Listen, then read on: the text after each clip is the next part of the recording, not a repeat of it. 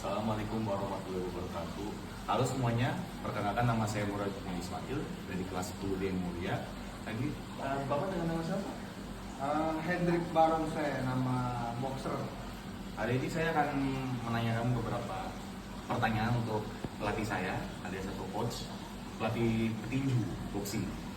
Nah, saya akan siapkan untuk pertanyaan untuk Bapak. Maka adalah bagaimana Bapak memulai karir tinju ini?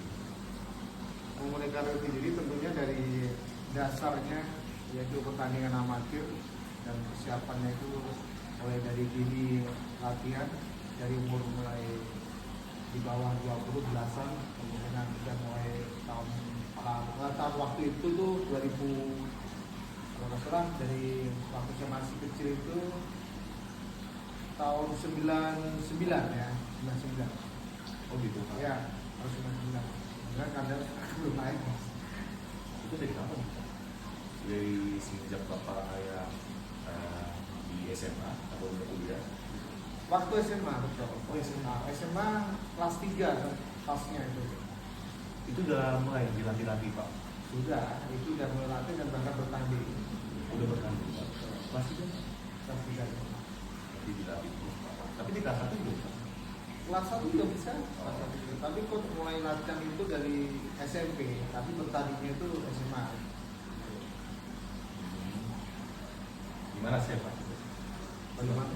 Dapat juara nggak Pak? Dapat juara berapa Pak? Kalau juara sih dari berbagai macam event sudah ikut lalui, seperti dari event Porda, pos di daerah, terus event kejurnas, kejuaraan nasional, begitu. Terus setelah amatir saya masuk profesional gitu, tahun 2001 tepatnya masuk profesional. Jadi tahapan untuk bertinju itu mulai dari amatir, bertandingnya amatir sampai ke profesional gitu. Jadi waktu prof itu saya bertanding dari mulai tahun 2001 sampai sekarang pun, walaupun saya sudah kepala 4 masih bertanding dan menjabat coach juga, profesinya coach, maksudnya melatih orang-orang private door begitu maksudnya. Tapi kalau bisa ada pertandingan atau tawaran bertanding, saya bertanding juga gitu. Walaupun pun sudah kepala 4 gitu, umurnya udah kepala 4 ya, nominalnya 45 lah coach gitu ya. Di Indonesia atau pernah di luar negeri bertanding? Kalau profesional, saya udah profesional dari luar negeri dari Indonesia nasional ke prof itu, dari Indonesia ke nasional, internasional. Oh gitu. Seperti Asia Tenggara sama Asia Pasifik, Korea, Jepang, Thailand, Filipina, itu coach sudah menjalani pertandingan itu. Bisa dicek di box record atau di internet, klik aja Hendrik Barongsai, itu rekornya ada. Di saat saya bertanding di mana ada rekornya, ada tertulis di internet seperti itu. Ada YouTube-nya Pak? Ada juga YouTube-nya. YouTube-nya tentunya ada kalah dan menang. Itu nggak mungkin untuk menang terus mulus, tapi di mana kita mau bertanding menang, ya ada juga ada kesempatan untuk kalah juga seperti itu. Nama YouTube-nya apa? Ya, nama YouTube-nya sih 3 klik aja, nama saya Hendrik Barongsai gitu aja. Oh, jangan lupa dicek ya guys ya. Ya, Itu Hendrik nomor Barongsai. YouTube ya. Itu. Atau IG-nya juga ada pertandingan. Instagram-nya Hendrik Barongsai. Gitu. Oke, sudah Pak? Sudah. Oke lanjut Pak. Ada pertanyaan kedua. Ya. Apa yang memotivasi Bapak untuk terus berlatih dan berkompetisi sampai internasional gitu? Tentunya prestasi yang tinggi yang memotivasi saya agar saya bisa juara dunia waktu itu. Tapi tidak jauh dari kemungkinan saya juara dunia, tapi ternyata gagal saya juara dunia Asia, juara Asia Pasifik yang dapat saya raih gitu. Jadi kita boleh bermimpi atau bercita-cita menjadi juara dunia setinggi-tingginya, tapi walaupun gagal tidak apa-apa, saya jujur gagal, tapi sudah saya raih setidaknya prestasi Asia Tenggara cukup alhamdulillah gitu. Asia Pasifik, BBC Asia Pasifik saya pernah juara tahun 2012, bisa dicek di internet juga. Tahun 2012 saya juara BBC dan bertanding di Thailand sama menang KO begitu. lawan tuan rumah Thailand. Itu bapak kayak rasanya kayak deg-degan gitu nggak sih saudara berlatih gitu? Kalau berarti sih nggak deg-degan, tapi kalau mau bertanding selalu pasti ada deg-degan. Manusia normal, kita ada nervous, itu manusia normal gitu. Tapi di saat kita sudah bertanding, setidaknya kita mengalahkan diri sendiri pertama, dan kedua mengalahkan orang lain. Itu yang harus kita lakukan di atas ring saat bertanding begitu. Mengalahkan diri sendiri maksudnya kita harus memerangi diri sendiri agar kita tenang dan tidak nervous. Baru berikutnya kita mengalahkan lawan kita begitu. Oh begitu. Ya. Dan santai ya Pak ya tapi ya. Iya, siap. Ini yang jangan kayak usip tadi kayak Siap. ini kan cuma pertandingan. Iya. Boleh lanjut ya Pak ya? Boleh. Oke. Apa teknik Bapak meninju yang Bapak favorit? Uppercut. Tentunya ada pukulan yang ya karena itu pukulan andalan ya harus classified ya, bukan aman lagi karena telak tidak aku bisa KO. Kalau namanya atlet walaupun KO kalah bangun lagi, nggak akan cedera fatal yang sifatnya pingsan, enggak, karena dia latihan ya. Jadi aman. Aman. Nggak ada kayak kendala kayak membayar sampai darurat. Betul. Bahaya. Ya. Boleh lanjut ya Pak? Ya. Silakan. Bagaimana Bapak untuk mempersiapkan diri untuk menghadapi lawan dengan gaya tinju yang berbeda?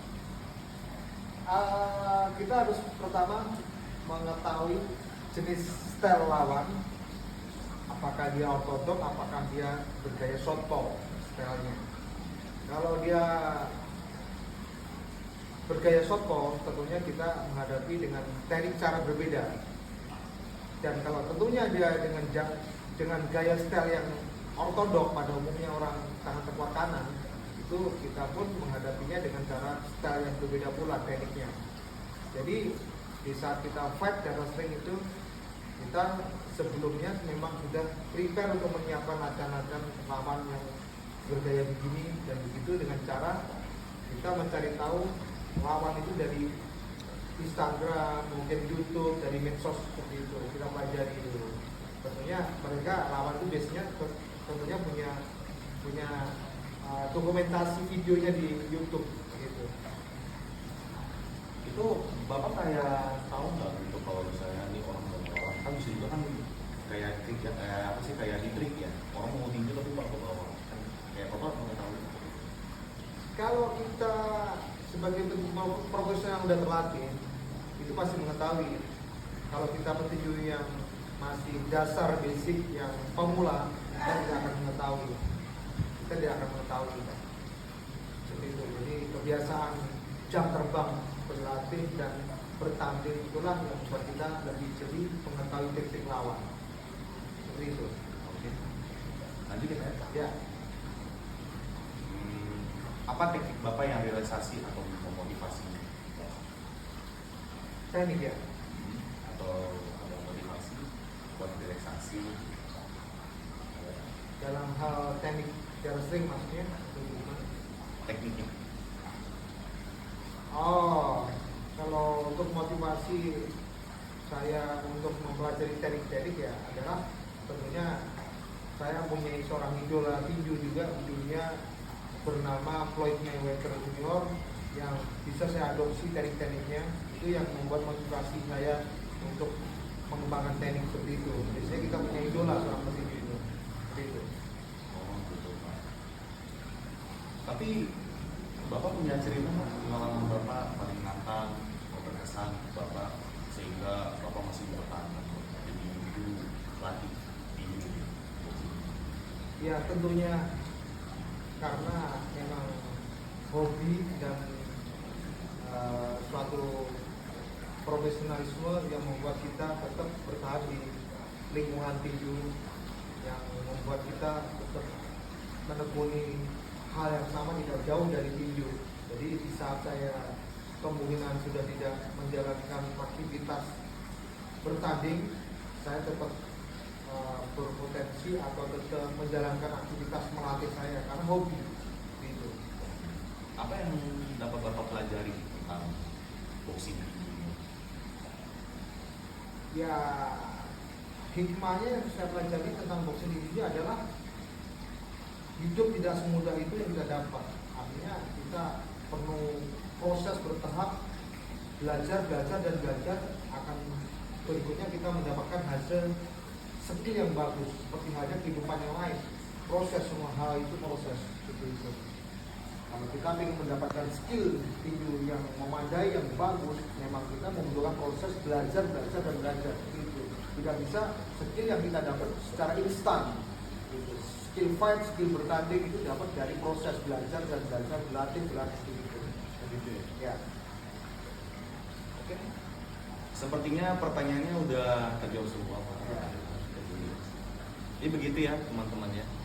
Jadi pelajarilah tentang apa yang kita dilatih sama coach, dan kita akan termotivasi dan kita harus berjuang gitu.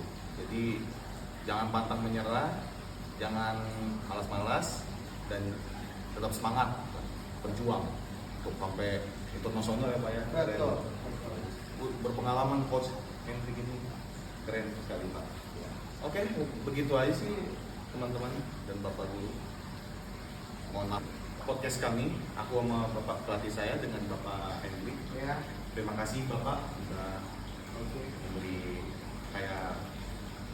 menjawab pertanyaan dari saya untuk menjawab, dan semoga itu tetap menjadi semangat dan berlatih apapun yang Bapak sampaikan tadi. Semoga semuanya juga kayak gitu. Terima kasih. Wassalamualaikum warahmatullahi wabarakatuh.